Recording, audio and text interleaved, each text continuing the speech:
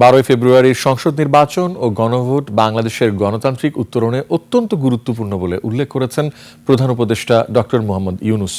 বুধবার যমুনায় ইউরোপীয় ইউনিয়নের উপব্যবস্থাপনা পরিচালক পাওলা পাম্পালোনি সাক্ষাৎ করতে এলে প্রধান উপদেষ্টা আরও বলেন, রাজনৈতিক দলগুলো জুলাই চার্টারকে সমর্থন জানিয়েছে এবং তারা গণভোটে হ্যাঁ ভোটের প্রচারণা করবে বলে প্রতিশ্রুতি দিয়েছে।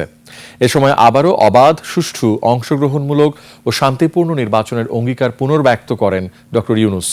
আর পাওলা পাম্পালোনি বলেন, জাতীয় নির্বাচন পর্যবেক্ষণে উচ্চ পর্যায়ের বড় মিশন পাঠানোর সিদ্ধান্ত নেওয়া হয়েছে। এই সপ্তাহের শেষের দিকে এই মিশনের প্রধান বাংলাদেশে আসবেন এবং রাজনৈতিক নেতা ও সংশ্লিষ্ট কর্তৃপক্ষের সঙ্গে একাধিক বৈঠক করবেন।